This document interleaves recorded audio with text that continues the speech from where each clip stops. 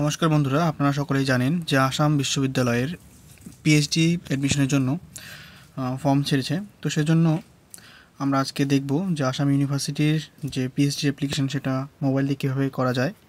তো তার জন্য আপনাকে সর্বপ্রথম একটা ব্রাউজার ওপেন করে নিতে হবে। আমি এখানে ক্রোম ব্রাউজার ওপেন করছি। তো ক্রোম ব্রাউজারে আপনাকে এই ইউআরএলটা লিখে সার্চ করতে হবে, ausexamination.ac.in।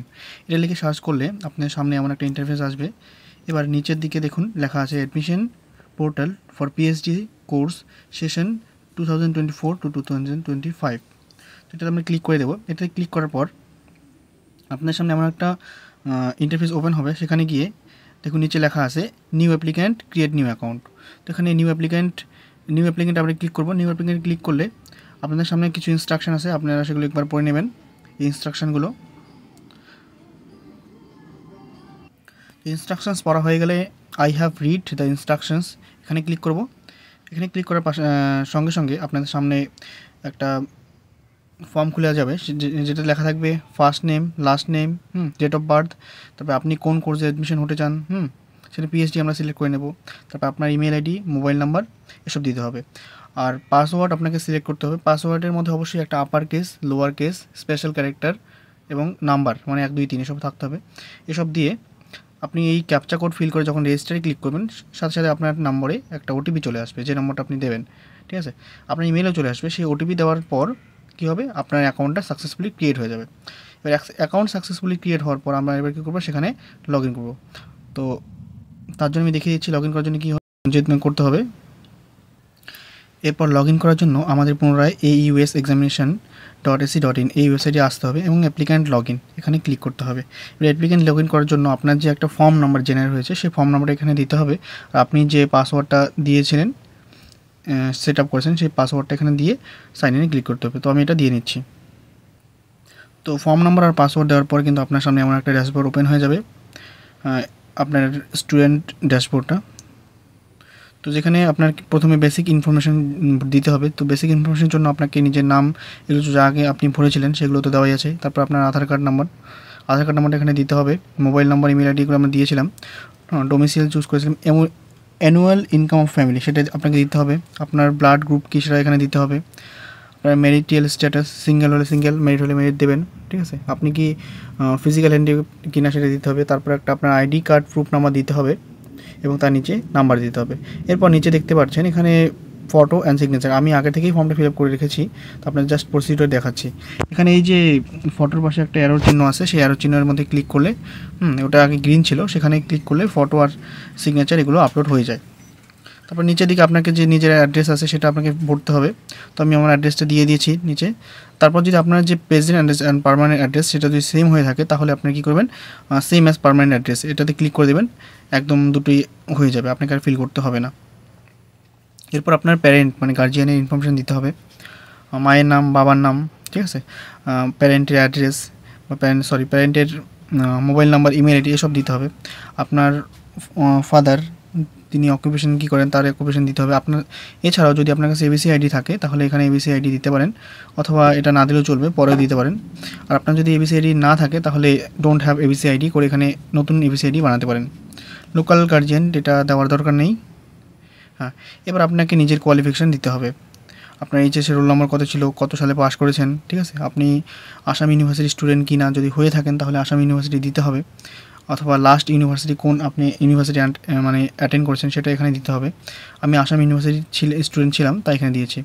এরপর আপনার এমএ কত সালে কমপ্লিট হয়েছে এবং এমএ কমপ্লিট হওয়ার পর আপনার কোনো গ্যাপ আছে কি না, যদি গ্যাপ থেকে থাকে তাহলে আপনাকে অবশ্যই একটা গ্যাপ সার্টিফিকেট দিতে হবে। তো আমার তো এমএ কমপ্লিট হয়েছে 2021 সালে, তো আমি সেজন্য এখানে ইয়েস করে দিচ্ছি। আর 21 থেকে 24 পর্যন্ত 3 বছরের একটা গ্যাপ হচ্ছে, তো আমি সেটা করে দিচ্ছি। তো রিজন ফর গ্যাপ আমি কী জন্য গ্যাপ নিয়েছি আমি দিলাম এখানে ইউজিসি নেট জেআরএফ প্রিপারেশন। তো আমি এই গ্যাপের মধ্যে ইউজিসি নেট সেট কোয়ালিফাই করেছি, সেজন্য এটা দিচ্ছি। তারপর সেভ অ্যান্ড নেক্সটে ক্লিক করে দেবেন। সেভ অ্যান্ড নেক্সট ক্লিক করার পরে আপনাদের সামনে সেকেন্ড অপশন চলে আসবে এডুকেশনাল ডিটেলসে আপনাদের এখানে এক্সামিনেশনগুলো দিতে হবে।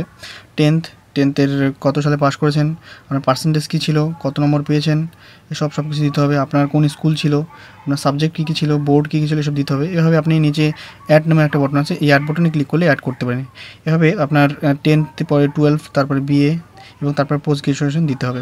পোস্ট গ্রাজুয়েশন দেওয়ার পর আপনি যদি নেট সেট পাস করে থাকেন তো সেক্ষেত্রে নেট সেট দিতে হবে, আপনি কত সালে পাস করেছেন, রোল নম্বর, ঠিক আছে, আপনার স্কোর কত ছিল সেসব এখানে ফিল করতে হবে। সব ফিল করা হয়ে গেলে শেষে সেভ অ্যান্ড নেক্সটে ক্লিক করতে হবে। এরপর সেভ অ্যান্ড নেক্সট ক্লিক করলে আপনাকে আপলোড ডকুমেন্টস যে অপশন আছে সেটা খুলে যাবে আপনার সামনে। এরপর আপনাকে কিছু ডকুমেন্টস আপলোড করতে হবে, আপনার 10th এর মার্কশিট, তার ফ্রন্ট সাইড এবং ব্যাক সাইড, তারপর 10th পাস সার্টিফিকেট, 12th এর marksheet front side back side, তারপর তার 12th pass certificate, BA marksheet front side back side, BA pass certificate, post graduation marksheet front side back side এবং তার certificate. এছাড়াও আপনি যে ডকুমেন্টসগুলো সিলেক্ট করেছেন যেমন নেট সেট সার্টিফিকেট সেগুলো আপনাকে আপলোড করতে হবে। আপনার যদি কোনো ক্যাটাগরি থেকে থাকে তার সার্টিফিকেট আর গ্যাপ সার্টিফিকেট যেটা আমি বলছিলাম একটু আগে, তো সেটার জন্য আপনাকে কোর্ট থেকে একটা এফিডেভিট নিতে হবে, নিয়ে সেটাকে আপনি সাবমিট করতে পারেন।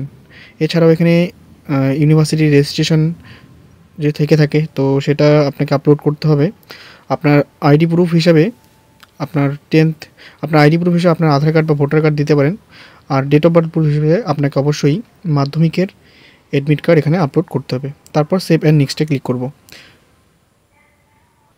এরপর সেভ অ্যান্ড নেক্সট ক্লিক করলে প্রোগ্রাম সিলেকশন মেনু খুলে যাবে এবং আপনাকে প্রোগ্রামটা সিলেক্ট করে নিতে হবে। আমি যেহেতু সংস্কৃতে অ্যাপ্লাই করতে চাই তো আমি এখানে সংস্কৃত চুজ করে রেখেছি, আপনারা চাইলে এখান থেকে অন্য চেঞ্জ করে দেখতে পারেন।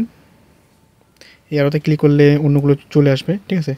তো এছাড়াও যদি অন্য কোনো ডিপার্টমেন্টে অ্যাপ্লাই করতে চান তাহলে সেখানে নিচে অ্যাড বাটনে ক্লিক করে সেখান থেকে করতে পারেন। আপনার যদি কোনো রিসার্চ এরিয়া থাকে তো সেখানে আপনারা এগুলো অ্যাড করতে পারেন, 2-3টের বেশি অ্যাড করতে পারেন। তারপর একটা ডিসক্লেইমার বক্স আছে, সেখানে চেক বক্সে ক্লিক করবেন এবং সেভ অ্যান্ড নেক্সটে ক্লিক করে দেবেন। তো সেভ অ্যান্ড নেক্সটে ক্লিক করার পর আপনার সামনে যেটা ফাইনাল মেনু চলে আসবে ফিস পেমেন্ট, ঠিক আছে। তো ফিস পেমেন্টে গিয়ে final submit and pay online এটাতে ক্লিক করতে হবে। এটাতে ক্লিক করলেই আপনাদের সামনে বিভিন্ন রকমের পেমেন্ট পেজ খুলে যাবে এবং পছন্দ মতো আপনারা credit card, debit card, UPI বা বিভিন্ন ওয়ালেট থেকে পেমেন্টগুলো করতে পারেন। এবং অবশ্যই পেমেন্ট করার পর যে পেমেন্ট রিসিপ্ট এবং যে আপনার অ্যাপ্লিকেশন ফর্ম সেটা প্রিন্ট করে নিতে ভুলবেন না। তো বন্ধুরা আজ এ পর্যন্তই। তো আজ আমরা দেখে নিলাম যে মোবাইল দিয়ে কীভাবে আসাম ইউনিভার্সিটির পিএইচডির ফর্ম আমরা ফিল করব। তো বন্ধুরা আজ এ পর্যন্তই, দেখা হচ্ছে পরে কোনো ভিডিওতে। ধন্যবাদ, সকলে ভালো থাকবেন, সুস্থ থাকবেন। দেখা হচ্ছে পরে কোনো ভিডিওতে। এই ভিডিও পছন্দ হলে like, comment, share and subscribe করে দিতে পারেন। ধন্যবাদ।